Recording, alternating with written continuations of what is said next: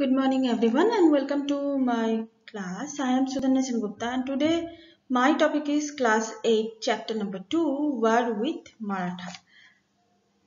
इससे पहले मैं टिप्पू सुल्तान मैसूर के बारे में मैं ऑलरेडी बात कर चुकी हूँ। उसका जो 4 इम्पोर्टेंट वॉर था, बैटल था अगेंस्ट ब्रिटिश, उसके बारे में मैं पढ़ा चुकी हूँ।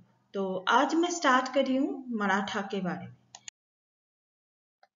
तो मेन कॉन्सेप्ट क्या है? इन 1761 third battle of the Panipat were between Marathas and British companies under different dynasties like Sindhia, Holkar, Gaikwad and Bhosle.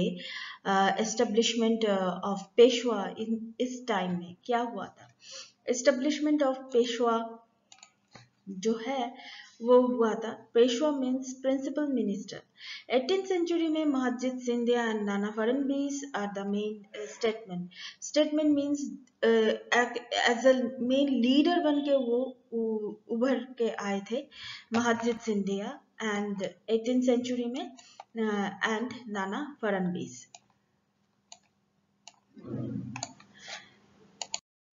So Anglo-Maratha War, that is the first Anglo-Maratha War, that is the Salwai Treaty of Salwai, 1782 में हुआ था। ये MCQs में आ सकता है, ये आप ध्यान से पढ़िएगा। Second Anglo-Maratha War, 1803 to 1805, British gained Orissa and Agra, Delhi. British क्या किए थे? ओडिशा, आगरा, दिल्ली को कैप्चर किया था।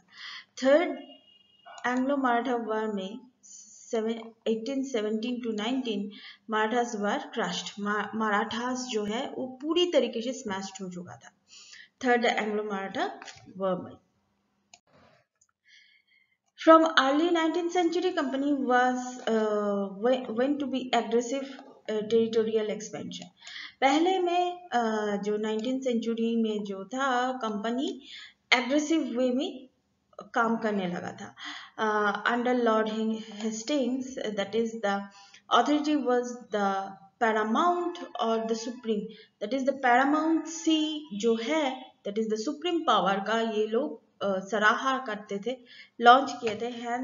hence it is the power of the greater than that the Indian state. British के हाथ में ही पावर रहेगा इंडियन स्टेट के बदले में।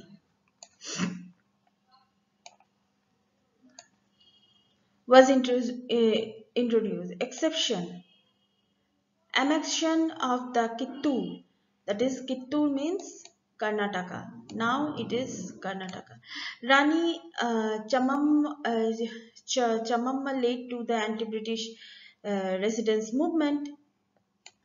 इन्होंने एंटी ब्रिटिश रेसिडेंट मूवमेंट उन्होंने स्टार्ट किए थे, अरेस्टेड भी हुए थे एंड 1824 में डाइड इन प्रिजन।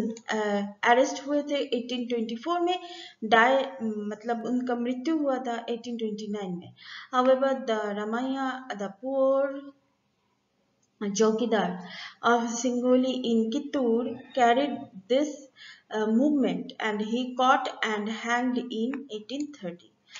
तो ये था उस टाइम का कर्नाटका का जो फेस था वही था। Doctrine of lapse, that is the annexation of the policy extensively applied in the East India Company in India until 1859. The doctrine stated that any princely state under the vessels of the company will now the territory annexed should be the ruler of the state fall to be the produced and here if any Indian ruler died without a son in his kingdom would lapse that become a part of the company territory. तो इसका मतलब है doctrine of lapse मतलब है कि आपके खुद का अगर संतान नहीं हुआ, सपोज मैं किसी जगह का रानी हूँ, मेरा अगर खुद का संतान नहीं हुआ, मैं किसी को एडॉप्ट कर चुकी, तो एडॉप्टेशन को वो लोग लीगलाइज्ड, ब्रिटिश लोग लीगलाइज नहीं मानते थे। अगर मैं एडॉप्ट कर चुकी हूँ, एडप्टेशन मतलब ब्लड रिलेशन नहीं है, तो वो स्टेट क्या हो जाएगा, वो स्टेट ब्रिटिश के अंडर में चला जाता है।